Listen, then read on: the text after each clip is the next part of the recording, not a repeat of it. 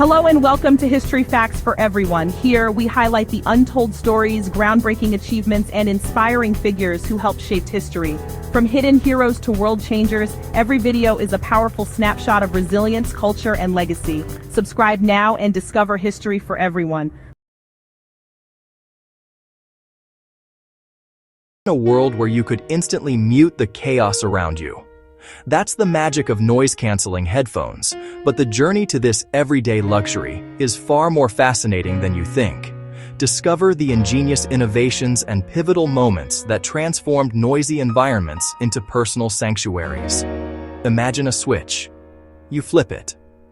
The world around you goes silent. The rumble of the bus disappears. The chatter in the coffee shop fades to a whisper. The hum of the office air conditioner vanishes. This is not magic. This is technology. It is the simple, profound gift of noise-canceling headphones. In our loud, distracting world, the ability to create a pocket of personal quiet is a kind of superpower. It allows for focus. It brings calm. It gives our brains a chance to rest and to think clearly. This simple tool has changed how we work, how we travel, and how we find peace in the middle of chaos. It is a small miracle of modern engineering. This power to command silence feels new. It feels like a product of our digital age, but the desire for it is ancient. It is a human story. It is a story about a fundamental need. The need to control our own sensory world, to tune out the noise that bombards us, and to find a small, quiet space where we can simply be. To understand how we arrived at this moment, we must look back. We must trace the journey from a simple problem to a brilliant, counterintuitive solution. The story begins not with an invention, but with a growing, inescapable problem. The world was getting louder. The ability to focus is a fragile thing. Our brains are not designed for the constant barrage of modern noise. Every car horn, every notification, every overheard conversation is a small demand on our attention. These interruptions fragment our thoughts. They make deep work difficult. They create a low-grade, persistent stress. Quiet is the antidote. It is the canvas on which clear thoughts are painted. The creators of noise cancellation technology understood this. They were not just trying to sell a gadget. They were trying to solve a deep-seated human problem. The journey to this technology is a perfect example of how great ideas happen. It is not a single lightning bolt moment of genius. It is a slow burn. It is a series of small steps, accidental discoveries, and persistent tinkering. It involves physicists, engineers, and entrepreneurs. Each person added a piece to the puzzle. They were driven by different motivations. Some sought to improve military communications. Others just wanted a peaceful flight. But together, they created something that has had a ripple effect far beyond their original intentions. They engineered silence, and in doing so, they gave us a tool to reshape our daily experience. For most of human history, the world was relatively quiet. The sounds were natural: the wind in the trees, the flow of a river, the call of a bird. Man-made noise was temporary and localized: the strike of a hammer, the creak of a cartwheel. But then came the Industrial Revolution. Suddenly, the world filled with the roar of machines. Factories clanked and whirred day and night. Steam engines hissed, thundered down newly laid tracks. Cities grew, and with them came a constant grinding soundtrack of progress. The human ear, evolved for the subtle sounds of the natural world, was overwhelmed. Noise was no longer an interruption. It was the new normal. Ancient Rome, noisy chariot-filled streets. People used bits of wool or cloth to plug their ears. Early 19th century factories. Workers stuffed cotton into their ears to dull the deafening roar of looms and presses. These were barriers, walls built against sound. They worked by absorption and blocking.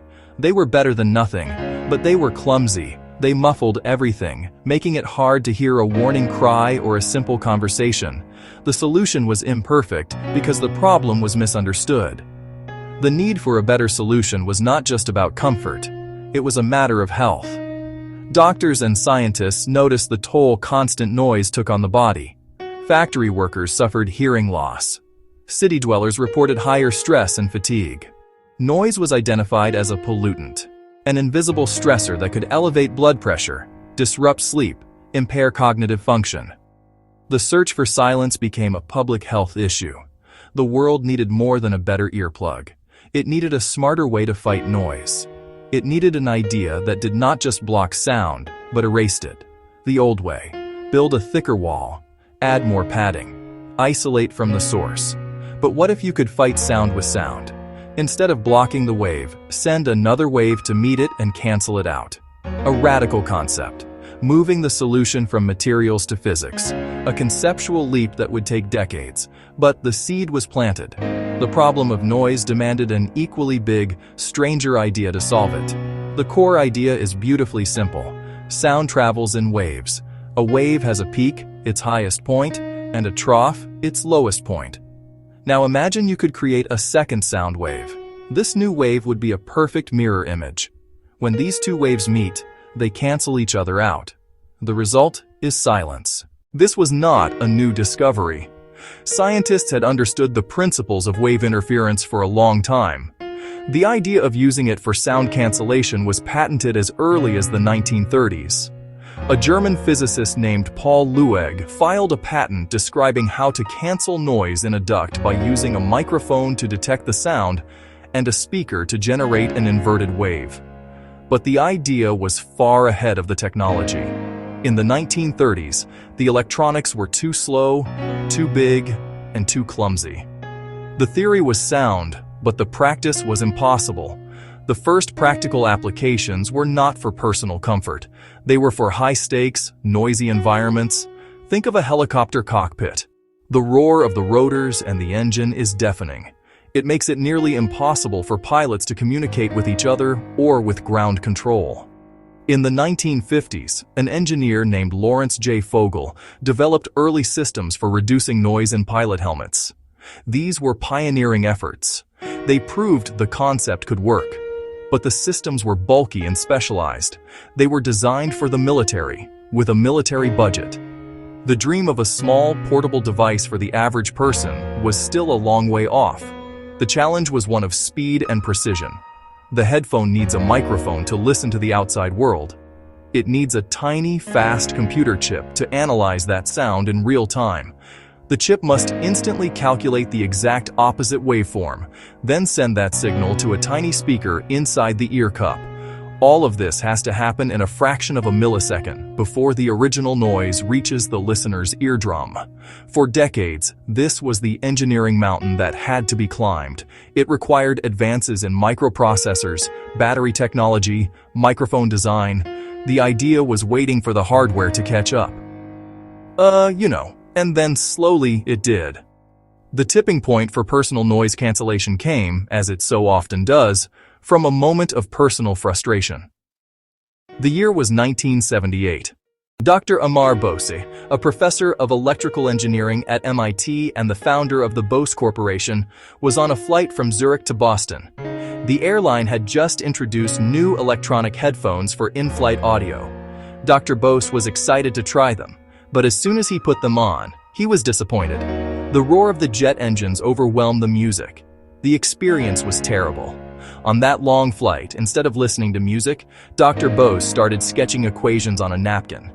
He was not trying to build a better headphone. He was trying to solve the problem of airplane noise. He returned to his company's headquarters in Massachusetts and launched a research program. The goal was to build a headset that could create a bubble of quiet in the loudest of environments. The engineering hurdles were enormous. How do you create a system that can cancel a wide range of frequencies, from the low rumble of an engine to the higher-pitched whoosh of the air? How do you make it work consistently for every person, regardless of their head shape or how they wear the headphones? The team at Bose worked for years. They built prototype after prototype. Early models were clunky and required a large power pack. They faced countless setbacks. The mathematics was complex. The electronics had to be miniaturized. The acoustics of the ear cup itself had to be perfected to create a good seal. It was a slow, methodical process of trial and error. This was not a quick invention. It was a sustained, focused effort driven by a clear vision. In 1989, more than a decade after that fateful flight, Bose introduced the first commercially available active noise-reducing headset. It was designed for pilots, and it was revolutionary. It proved the concept could be tamed. From the cockpit, the technology slowly trickled down to the consumer. As computer chips became smaller, faster, and cheaper, and as battery life improved, the possibility of a consumer model became real. In 2000, Bose released the Quiet Comfort line, aimed at airline passengers. It was a game changer. Suddenly, anyone could buy the ability to silence a long flight. It created a new category of product. Other companies took notice and began developing their own versions. The airplane epiphany of a single frustrated engineer had sparked an entire industry. It transformed a piece of military-grade equipment into an everyday accessory for millions. The age of personal quiet had arrived. Today, noise-canceling technology is everywhere. It is a standard feature in high-end headphones, tiny earbuds, some cars. The technology has grown incredibly sophisticated. It is no longer just about blocking noise. Modern headphones use complex algorithms, multiple microphones, to shape our audio environment. Transparency mode can intelligently let in certain sounds, a human voice, a car horn, while still blocking the background drone. This is not just cancellation, it is audio augmentation. The device is making decisions about what we should and should not hear. It is curating our reality. This new level of intelligence brings ethical questions. As headphones get smarter, they get more intimate. They can gather data on what we listen to, where we listen, our physiological state. Devices could detect heart rate changes, detect stress levels from listening habits. Who owns this data? How is it used? Could companies subtly influence our mood, influence purchasing decisions, by manipulating our soundscape? The line between a helpful tool and an intrusive one is thin. We must think critically about the ethics of smart sound. The potential for misuse is real. The same tech that creates a perfect audio environment can create convincing deepfake audio. Imagine a scammer perfectly replicating a loved one's voice over the phone. As audio synthesis grows, discerning real from fake becomes harder. Companies have a responsibility now. They must build in safeguards. They must be transparent about their algorithms. And users must remain vigilant. The power to control sound is a double-edged sword. Yet a hopeful future is easy to imagine. The future of personal sound isn't just silence, it's personalized, healthy soundscapes. Imagine headphones helping a student with ADHD focus by creating an optimized audio environment, or a device helping an elderly person with hearing sensitivity navigate a noisy supermarket. The technology could enhance our well-being, boost productivity, make the world more accessible, from wax earplugs to intelligent audio devices. A testament to human ingenuity. The challenge now is to wield this power with wisdom, ensuring engineered silence serves us, protects us, makes our lives better. For more information like this, subscribe to the channel. See you in the next video.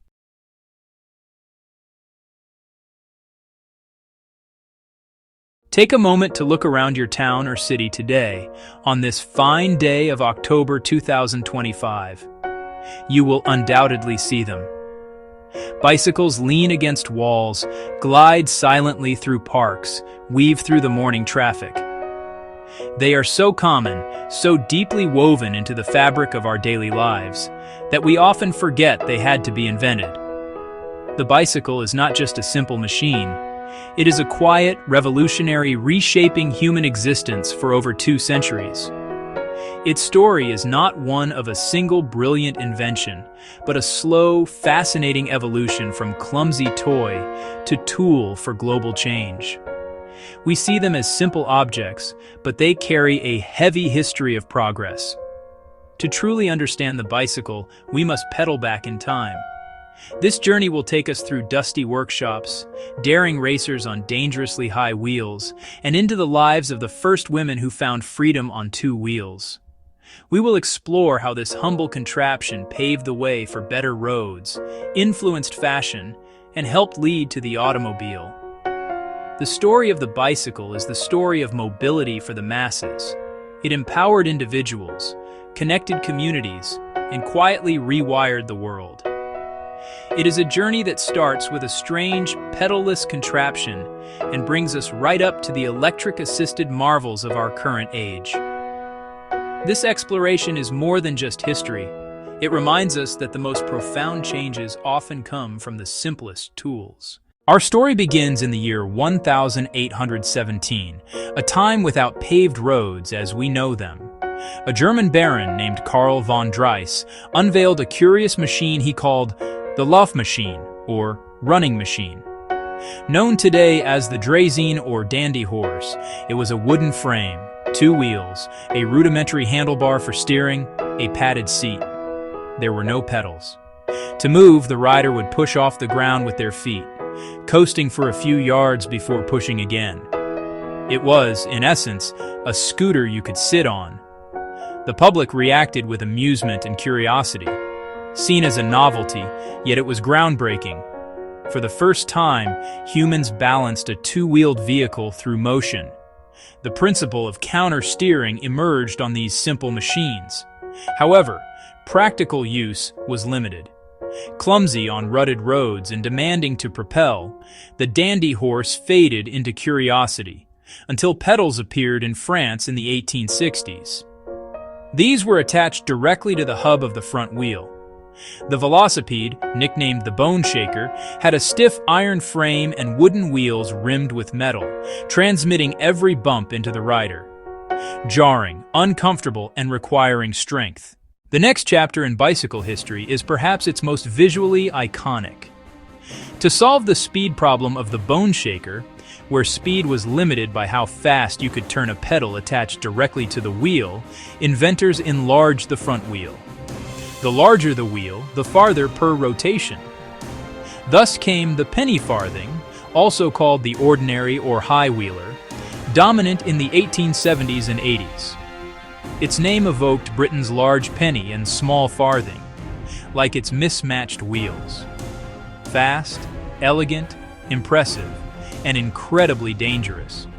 With a high center of gravity, even a loose stone or small rut could stop the wheel and pitch riders into taking a header. Mounting demanded athletic grace, keeping most people off. Affluent, athletic young men formed the first cycling clubs. Clubs organized races, tours, and socials. Racing on high wheelers drew crowds. Champions became heroes. Mustachioed gentlemen in tweed chasing Victorian speed and bravado. But danger and skill demands meant it could never serve the masses. Women, children, older adults were largely excluded. It remained a specialist sporting tool. While it pushed speed and culture forward, the world waited for a bicycle that was not just fast, but also safe and accessible. The stage was set for a revolution. The breakthrough that democratized cycling arrived in the late 1880s. The safety bicycle, explicitly contrasted with perilous high wheelers, featured 2 wheels of equal size. More importantly, it introduced the chain drive. Pedals moved to the frame center, turning a crank that drove the rear wheel via a chain. Gearing achieved speed without giant wheels, more stable and easier to control. Sitting lower let riders put feet down to steady, reducing headers. The diamond-shaped frame was strong, light, and rigid. Riding became simple, enjoyable, practical, and a global bicycle boom began. Women could now cycle with ease, traveling independently. Fashion shifted from corsets and heavy skirts to rational dress, like bloomers. The bicycle became a symbol of the new woman. Families rode together. For the working class, it offered a cheap, fast, reliable commute, reshaping cities and suburbs. Doctors, postmen, and police took to bicycles. Demand spurred huge factories and a network of small repair shops. A rich man's toy became an everyday tool for millions. The safety bicycle set the stage for a century of personal mobility. The bicycle boom of the 1890s was not confined to Europe and North America. It was a truly global phenomenon. As production ramped and prices fell, safety bicycles were exported worldwide and adapted to local needs. In many developing nations, the bicycle became the first personal mechanical transport. A farmer carried more produce, A health worker reached remote patients. A child rode the extra miles to school. A tool of immense economic and social value. Bicycle demand drove innovations. Ball bearings, differential gears, pneumatic tires, crucial to early automobiles. Many auto pioneers, including Henry Ford and the Wright brothers, began as bicycle mechanics. Cycling clubs lobbied tirelessly for smoother roads, benefiting everyone and paving the way for the age of the car. The bicycle broke social barriers and gave youth unchaperoned freedom. For women, it was emancipation. Susan B. Anthony said in 1896, "The bicycle has done more to emancipate women than anything else in the world." Even as cars rose, bikes stayed vital in the Netherlands and China, where a bicycle, a watch, and a sewing machine became the 3 rounds of aspiration. For much of the 20th century, the safety bicycle's design stayed consistent. Materials improved. Racing and mountain bikes emerged. Yet the core mechanics remained. The late 20th and early 21st centuries brought a new revolution, powered by electricity. The electric bicycle, or e-bike, integrates a small, quiet motor and a battery pack, providing a boost to pedaling. It is not a scooter or motorcycle. It is an assist vehicle. The motor engages only when you pedal, making hills feel flat and long distances feel shorter, radically expanding cycling's appeal. People deterred by limitations, age, or arriving at work sweaty now embrace cycling. Commuters go farther, seniors regain independence, and daily trips replace car miles. Cargo bikes with big boxes carry kids and packages, often replacing a second car and offering greener last-mile delivery.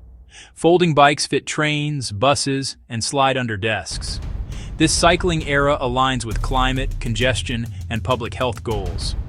Cities invest in protected lanes and bike sharing. E-bikes help build sustainable, livable, equitable cities. Bicycles reduce air and noise pollution, free space from car parking, and promote active lives. The humble bicycle is again at the forefront of urban transformation. From Carl von Dreis's wooden running machine to the battery-powered cargo bikes navigating our cities today, the bicycle's journey honors the beauty of simple design. It has continually adapted, proving relevance again and again, starting as a toy, becoming sport, evolving into mass transport, and now symbolizing a greener, healthier future. Its history is not just technology, but freedom, connection, and movement. A new way to see and interact with our world. The bicycle is the most efficient human-powered transport, converting our energy into motion with elegant simplicity. Affordable to buy, simple to maintain, needing no fuel. Its democratic nature empowers urban commuters and, elsewhere, delivers access to water, education, and economic opportunity. Its form may change, but its empowering function remains constant. In a climate crisis and congested cities, 2 wheels are simple and effective. E-bikes, better batteries, and light materials will make cycling even more accessible and practical. Cities that prioritize cycling become quieter, cleaner, more pleasant. The bicycle is central to intelligent urban planning. It did not require a thunderous engine, only human power and a clever arrangement of gears and wheels. It taught us to balance, paved our roads, liberated customs, and points us to a sustainable future. Its legacy written in every bike lane and country road. A quiet reminder that sometimes the simplest ideas are the most revolutionary.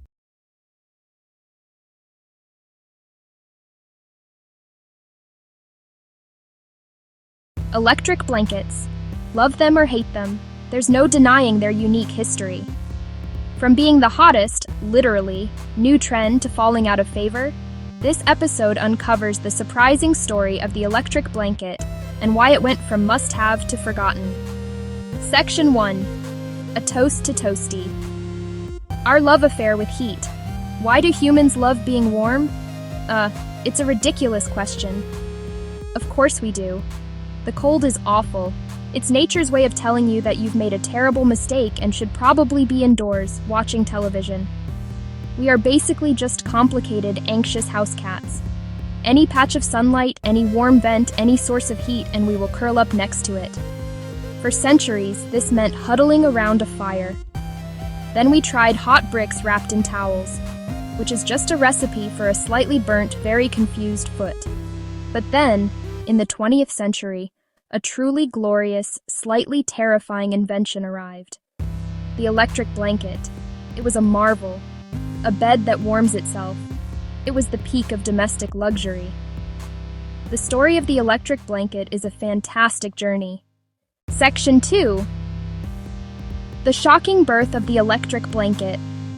The electric blanket didn't just appear out of nowhere.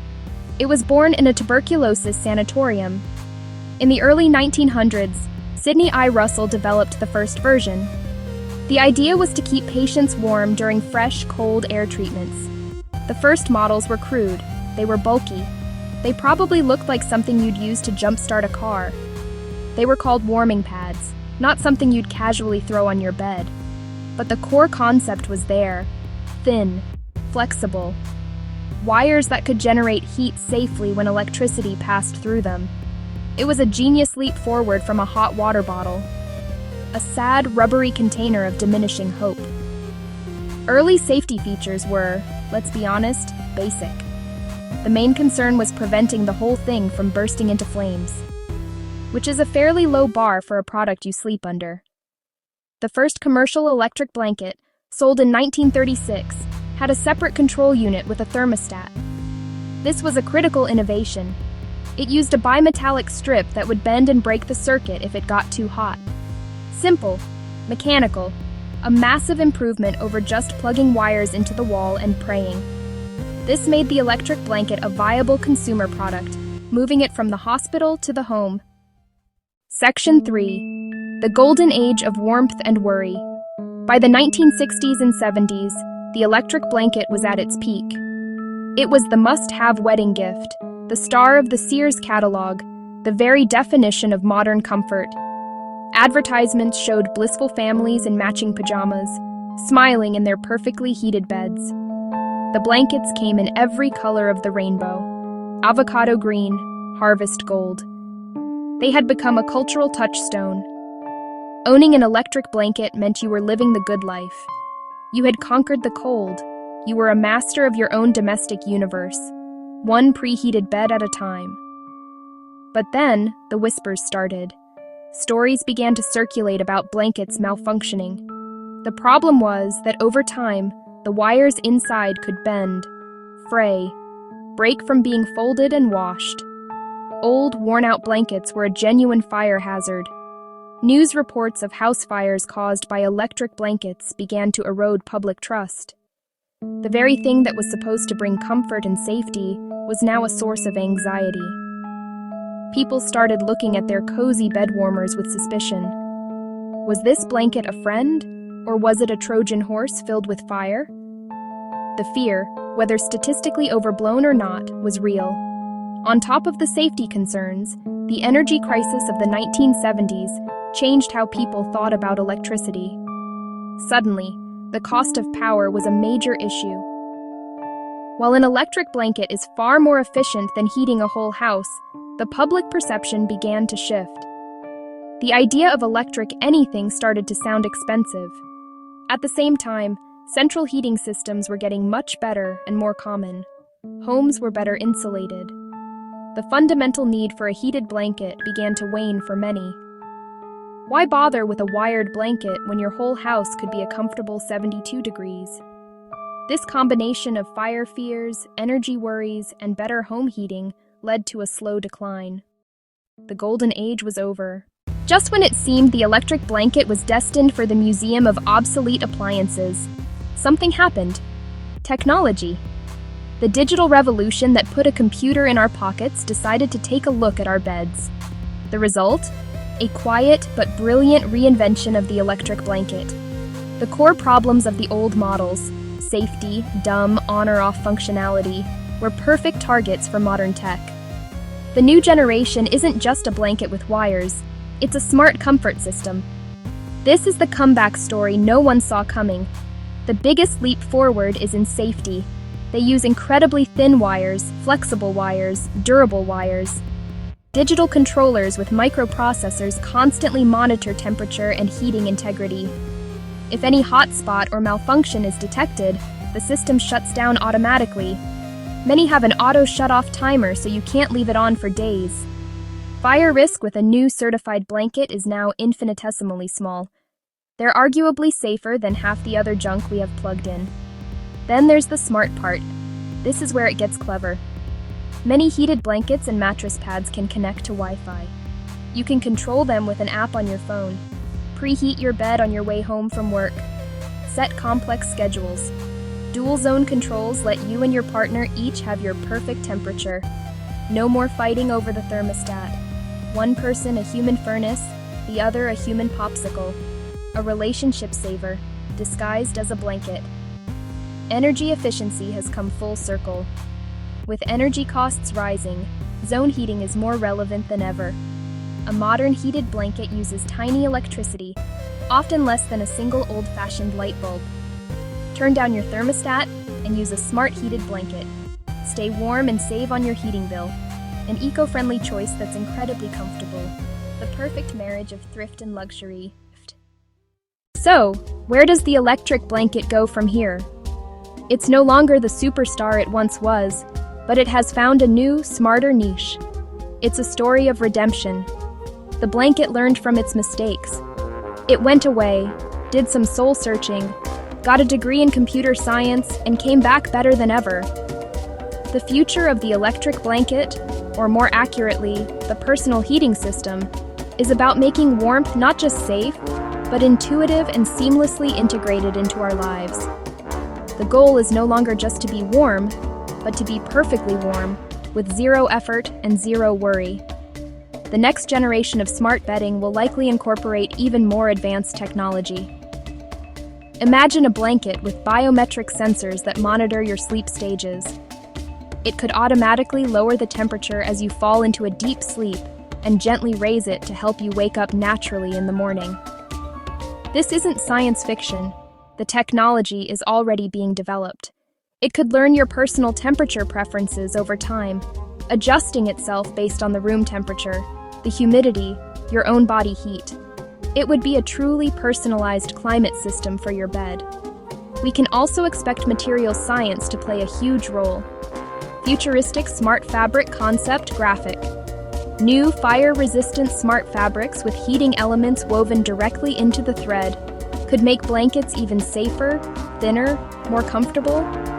The distinction between a regular blanket and a heated one might disappear entirely. Your favorite cozy throw could have a warm setting, powered by a small, rechargeable battery pack. The clumsy wires, bulky controllers of the past will be replaced by elegant, invisible technology. Comfort will be embedded, not added on. The story of the electric blanket is a lesson in technological evolution. A brilliant, simple idea ran into real-world problems. But instead of disappearing, it adapted. It embraced new technology to solve its old flaws. A surprising revelation, the newness of an old friend. Did you know the coffee table is a surprisingly recent invention? It seems almost impossible. This piece of furniture feels so essential to our living rooms. We place our mugs on it. We rest our feet there. We scatter our books, magazines across its surface. It is the quiet center of our domestic world. Yet, if you traveled back to the year 1890, you would not find one in most homes. The concept of a low, central table specifically for the parlor was not yet common. This simple fact is a door into a fascinating story, a hidden history of how our homes and habits have changed over time. This essay will take you on that journey. We will travel from ancient civilizations to the high-tech homes of tomorrow. Its story is not just about wood, metal, and glass. It is a story about us. It reflects our social customs, our design philosophies, and our changing needs. The coffee table holds more than just our belongings. It holds a mirror to our lives. It shows how we went from formal parlors to relaxed, multi-use living spaces. The journey is full of surprising turns and beautiful designs. The shock of its newness makes us look at it differently. What did people do before it existed?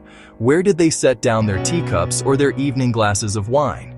The answers lie in a scattered collection of other tables and surfaces. Section 2. Ancient Echoes. Low tables before coffee.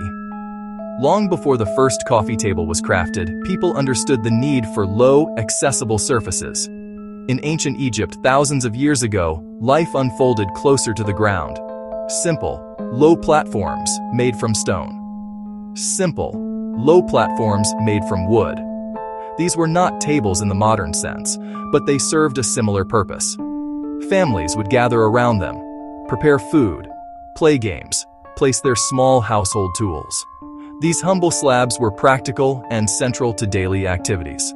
They were a surface for life, a shared space that brought people together in a simple, functional way. The ancient Greeks and Romans also had their own versions of the low table. In Greece, you might have found small, often circular tables. Some were beautifully decorated with intricate mosaics. They were used for holding wine cups, small plates of food during social gatherings. In Rome, the wealthy famously reclined on couches to eat their meals. Their food was served on low tables placed conveniently beside them. These tables were often made of bronze-fine wood, sometimes with elegantly carved legs. They were part of a culture of leisure and conversation, a crucial element in the art of the Roman feast. These ancient examples were not coffee tables, of course. The name and the specific function were centuries away. But they established a fundamental principle. They proved the value of having a low, flat surface within easy reach of where people sat and relaxed. They were platforms for sharing, for convenience, and for community. Section 3. The Tea Revolution, a precursor in 17th and 18th century England. The story of the coffee table takes a significant turn in 17th and 18th century England. A new, exotic drink was taking the nation by storm: tea. The ritual of preparing and drinking tea became a fashionable social ceremony. It was an elegant affair that required its own special equipment, including pots, cups, saucers. Suddenly, people needed a dedicated place to put all these delicate items. Thus, the tea table was born. These tables were typically small, often with a round top or a rectangular top, designed to be placed near a sofa or a set of chairs for serving. These new tea tables were more than just functional. They were statements of taste and refinement. Craftsmen began to create beautiful and ornate pieces. They used expensive woods like mahogany, which had just become widely available. The designs were often delicate and graceful, with slender legs, pie-crust edge. Some tables even copied the elegant forms, decorative motifs found on Chinese porcelain, reflecting the Asian origins of tea itself. The tea table was a symbol of sophistication. While they were called tea tables, they established the core concept of the modern coffee table. They were low tables designed specifically for serving drinks in a social setting. They were placed centrally among a group of people, encouraging conversation and interaction. The tea ceremony created a focal point in the room, and the table was right at its heart. It was the first time a small, low table had been given such a specific and important role within the main living space. It was no longer just a convenient surface, but a stage for a cherished daily ritual. However, these were still not quite the coffee tables we know today. They were often lighter and more mobile, sometimes brought into the room only when needed. The idea of a permanent, stationary low table in the center of the seating area had not yet fully taken hold. The Victorian era, spanning the 19th century, a time of abundance and decoration, homes filled to the brim, furniture, fabrics, objects. A central table in the parlor became established. Not yet called coffee tables served the same function. They were low, sheer, solid, placed in the middle of a seating group. Heavy, upholstered sofas, chairs surrounding the table. The table acted as an anchor, the room's focal point, not delicate tea tables of the previous century. Heavy, substantial, were built to impress. Dark, rich woods, mahogany, rosewood, walnut.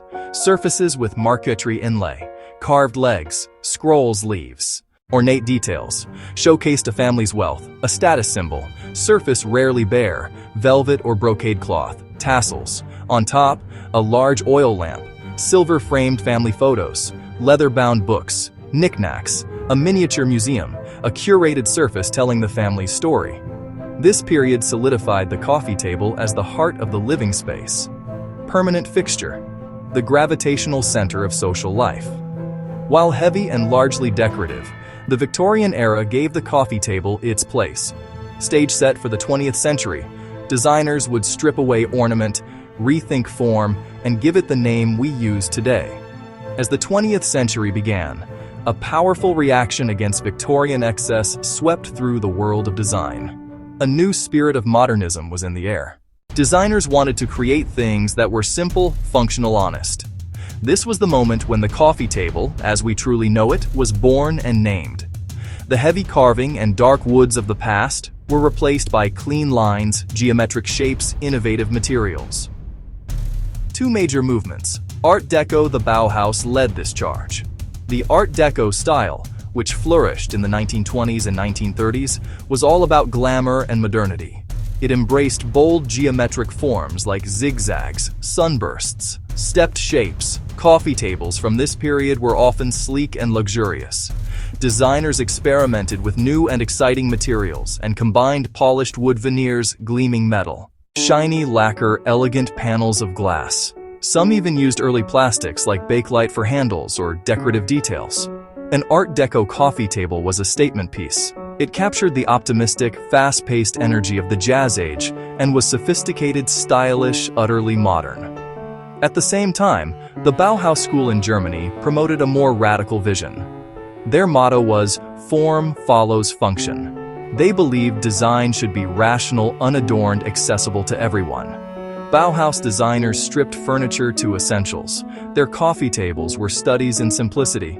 They often featured tubular steel frames inspired by the bicycle, topped with a simple surface of wood glass. The look was industrial,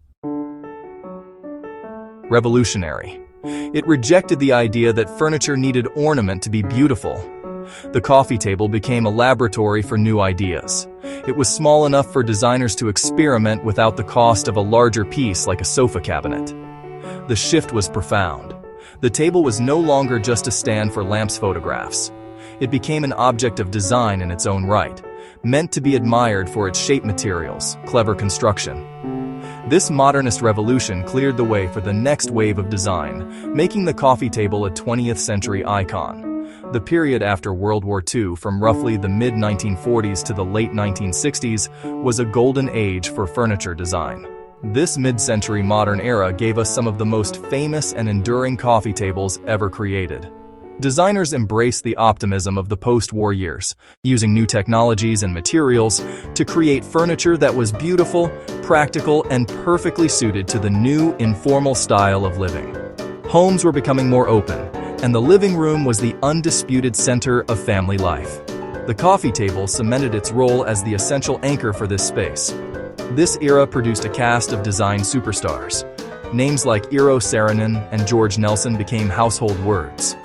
Saarinen, for instance, wanted to clear up the slum of legs in American homes. His stunningly simple pedestal table, introduced in 1957, featured a single sculptural base supporting a round top supporting an oval top, often made of marble or laminate. Another icon is George Nelson's platform bench from 1946. With its clean slatted wood top and simple metal legs, it could be used as a bench or a coffee table, embodying the era's love for flexible, multi-purpose furniture. The materials used were just as important as the shapes. Designers were excited by the possibilities of molded plywood, a technique developed during the war. They could bend and shape wood into gentle, organic curves. This resulted in tables that felt softer and more natural than the hard-edged, geometric forms of the earlier modernists. Glass tops became very popular, as they made small rooms feel larger and more open. Thin, elegant metal legs, often in a hairpin shape, gave tables a sense of lightness, as if they were floating just above the floor. These mid-century modern coffee tables were perfectly in tune with the times. They were low, casual, and functional. They were designed for real life, for holding drinks, snacks, ashtrays, the new flood of paperback books, and magazines. Many of these designs have never gone out of production. Their timeless appeal lies in their perfect balance of simplicity elegance, and practicality.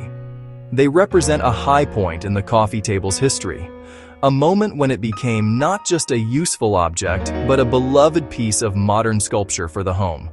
Today, the coffee table's story continues to evolve, reflecting the complex needs and values of the 21st century. Its role has expanded far beyond being just a pretty surface.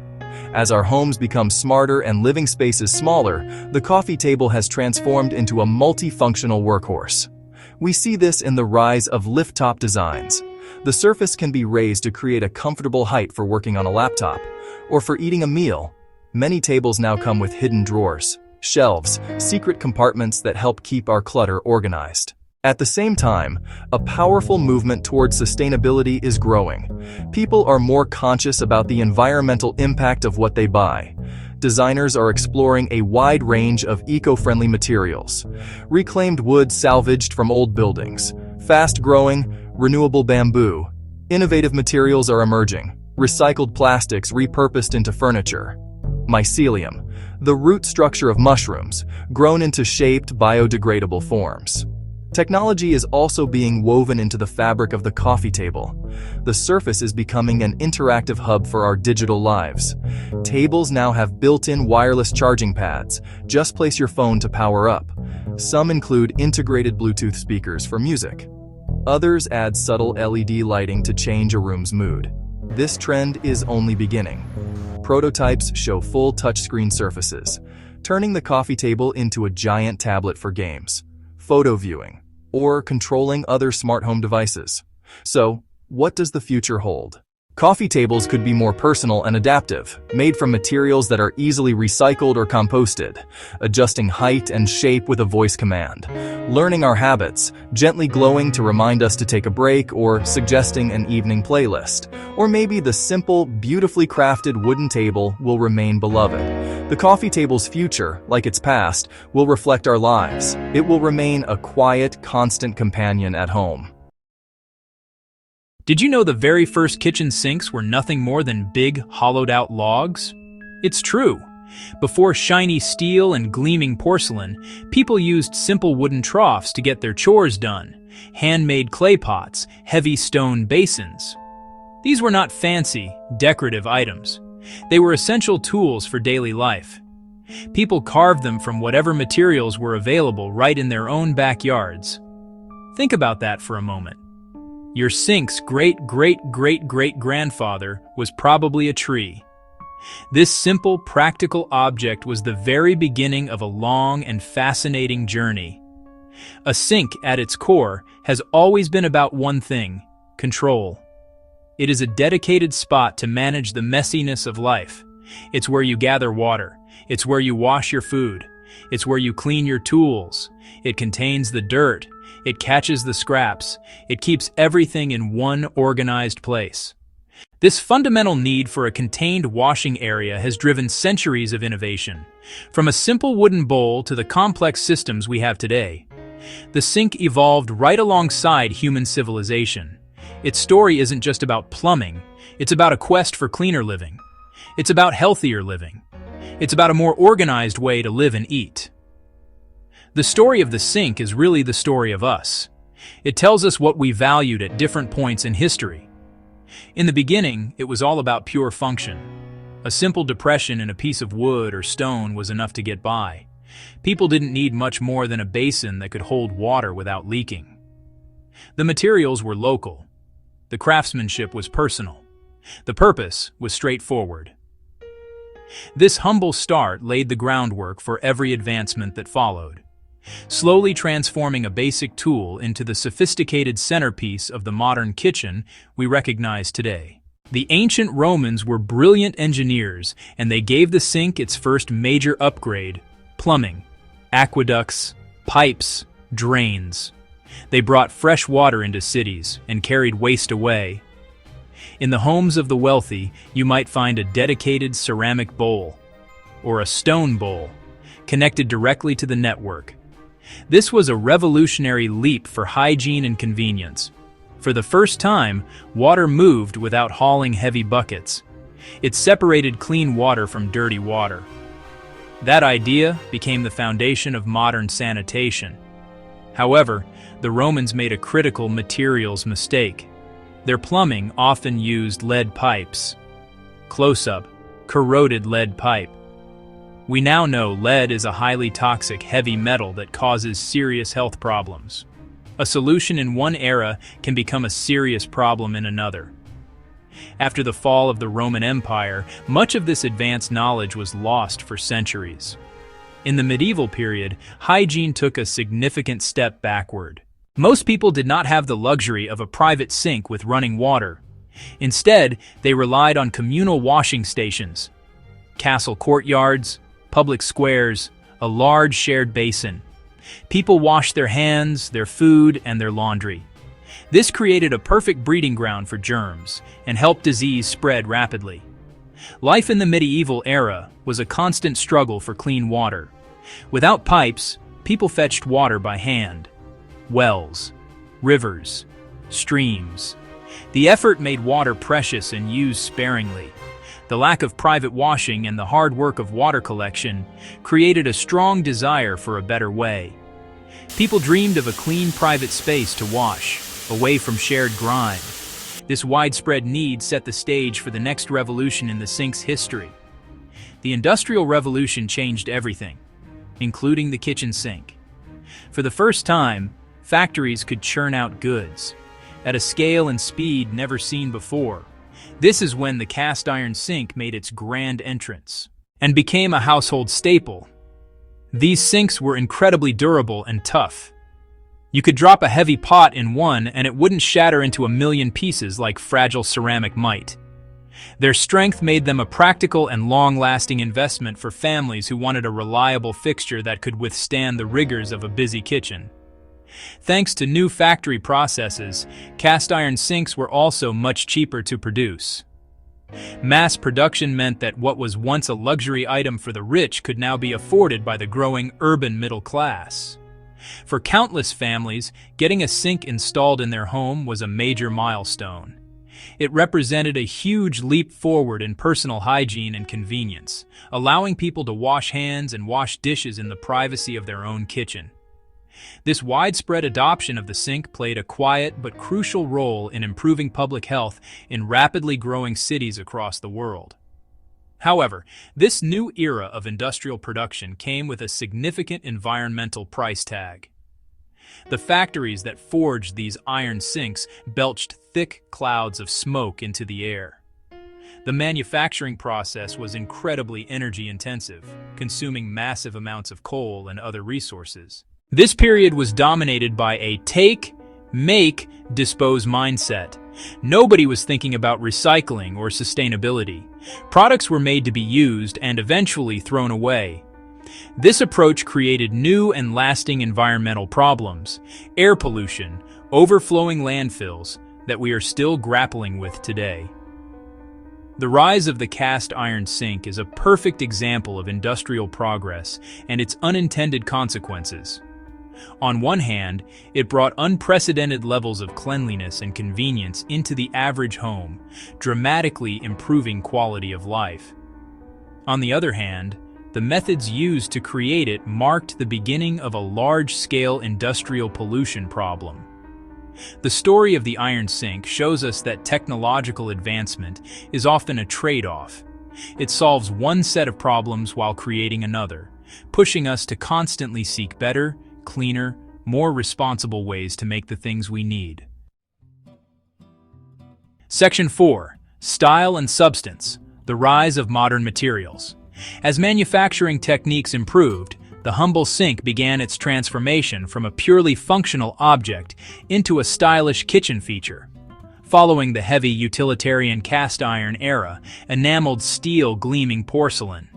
These surfaces were bright, smooth, and easy to clean. Their clean, white appearance made kitchens feel less like a grimy workshop and more like a welcoming part of the house. The ability to mold these materials into various shapes meant sinks could be better integrated into countertops and cabinetry. This era exposed a new weakness: disposability. While an enameled sink looked beautiful when new, a dropped pan could easily chip the surface, exposing the dark metal underneath. porcelain could crack and stain over time. Unlike a sturdy iron basin, many of these newer sinks were difficult or nearly impossible to repair effectively. As a result, when a sink became damaged or simply looked dated, the entire unit was often ripped out and thrown away. The mid-20th century saw the kitchen's role evolve into the social heart of the home, family gatherings entertaining guests. This shift demanded a sink that was not only functional, but also visually appealing and durable. Stainless steel rose to the occasion.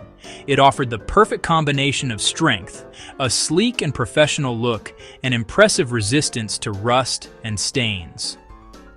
Many stainless steel sinks installed decades ago are still in use today, a testament to their durability. This material is also partially recyclable, marking a small step toward more sustainable production. With this new focus on functionality came the popularization of the double basin sink. One side for soapy washing, another for clean rinsing, it streamlined the dishwashing process and made kitchen prep more efficient. But this convenience came at a cost. Double sinks naturally encouraged higher water consumption, and for a long time, most were paired with inefficient faucets that wasted gallons of water. It wasn't until much later that the focus shifted toward water conservation, showing once again how design choices can have unforeseen impacts on our resource use. Section 5. Smart Sinks for a Smart World Technology in the Kitchen. Today we are entering an exciting new chapter in the sink's history, driven by smart materials and cutting-edge technology. The focus is no longer just on durability, looks, but on creating a sink that is intelligent and responsive. Manufacturers are developing surfaces that can actively resist scratches and even heal minor cuts. Antimicrobial coatings are being integrated directly into the material, creating a surface that naturally inhibits the growth of germs and bacteria. This reduces the need for harsh cleaning chemicals, making our kitchens healthier and more environmentally friendly. The intelligence extends beyond the basin itself. Faucets are getting a major upgrade, moving far beyond simple handles. Touchless technology, once a novelty in public restrooms, is now common in home kitchens. A simple wave of the hand can turn the water on and off, convenient when your hands are covered in dough and significantly more hygienic. Advanced sensors can be built into the faucet to measure exactly how much water you are using, providing real-time feedback to help you conserve water. Smart filtration and waste disposal systems can even help you sort food scraps for composting. Looking ahead, the smart sink is poised to become a fully integrated hub within the connected home ecosystem. Imagine a sink that communicates directly with your refrigerator. It could analyze the food scraps you're washing and cross-reference that with your fridge's inventory to suggest recipes that use up ingredients before they go bad, drastically reducing food waste. It could be part of a closed-loop water system, where gray water from washing vegetables is filtered and reused to water your indoor herb garden. This integration promises to make our homes more efficient and sustainable than ever before. The materials themselves are also getting smarter. Scientists are developing new bioplastics and advanced composites that are not only lightweight and durable, but also designed to be easily repaired or fully recycled. Self-cleaning surfaces inspired by the properties of a lotus leaf could repel water and repel dirt, nearly eliminating the need for scrubbing. Built-in diagnostic sensors could alert you to a tiny hidden leak long before it becomes a major problem, or even predict when a part like a washer is about to fail and order a replacement for you. The future sink won't just sit there, it will actively help you maintain your home. Section 6. The Circular Sink, Designing for the Future. As we look toward the future, the most important shift in sink design is the move toward a circular economy. This is a big idea with a simple goal: to eliminate waste and keep materials in use for as long as possible. Instead of the old take, make, dispose model, designers and manufacturers are now thinking about the entire life cycle of a product from the very beginning. This means creating sinks with materials that can be endlessly reused or recycled without losing their quality. It also means designing products that are built to last, not to be replaced every few years. One of the key principles of circular design is repairability. The circular sink turns this idea on its head. Future sinks will likely be designed with a modular approach, using standardized parts that can be easily swapped out and replaced. If a faucet handle breaks or a drain gets damaged, you won't have to rip out the entire unit. You'll simply be able to order the specific part you need and install it yourself, extending the life of your sink for years to come. This new approach also demands a revolution in materials. The future sink may not be made of steel or porcelain at all. Instead, it could be crafted from innovative bioplastics derived from plant-based sources or from advanced composites made of recycled materials. The goal is to create surfaces that are not only durable and beautiful, but also easy to disassemble at the end of their life. Imagine a sink that, after decades of use, can be broken down into its basic components, with each piece being either recycled into a new product or composted back into the earth.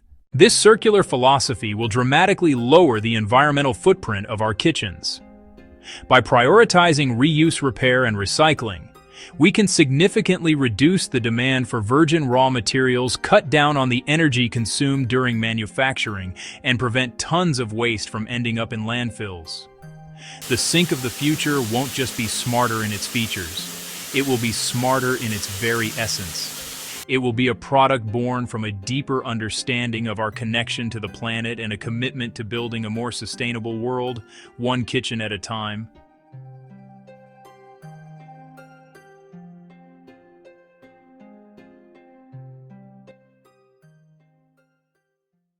Section 7. The kitchen's heart, more than just a basin. The humble sink has always been more than just a place to wash dishes. It is the functional heart of the kitchen, a central point for cooking-cleaning connection. It's where we rinse the dirt from our vegetables, wash our hands before a meal, and chat with family members while tidying up. The journey of this essential fixture, from a simple wooden trough to a smart connected appliance, mirrors our own human journey. Each evolution, wood to stone, iron to porcelain, and steel to smart composites, reflects our growing knowledge, our changing priorities, and our ever-present desire for a better, healthier life. The future of the sink is incredibly bright and full of promise. It is evolving into an intelligent partner in our quest for a more sustainable lifestyle. It will do more than just hold water. It will actively help us conserve it. It will fight germs and stay clean without a constant need for harsh chemicals. It will be a key player in a smart home ecosystem that minimizes waste, maximizes efficiency, and most importantly, it will be built to last, with repairable parts and recyclable materials, breaking the cycle of disposal that has defined past generations. The simple truth is that this small fixture has a big impact. The sink is where our daily household chores intersect with some of the most important global challenges of our time, from water conservation, waste reduction, and public health. The next time you stand at your kitchen sink, filling a glass of water or washing your hands, take a moment to think about its incredible story. Think of the ancient Romans engineering their first aqueducts, the factory workers casting heavy iron basins, and the material scientists today who are designing self-healing surfaces. So, I have to ask you, what does your dream sink look like? Would you want a sink that automatically composts your food scraps? Or one made from a new bioplastic that can be repaired with a simple kit? Perhaps a sink that filters and reuses its own water? Your ideas matter, because the next great innovation could come from anywhere. The kitchen sink may seem like a small, ordinary part of your home, but as we've seen, it has the power to help shape a cleaner, smarter, and more sustainable future for all of us. Thanks for watching. History's full of surprises and we've got plenty more to share. Don't forget to like and subscribe to the channel for more great world history content.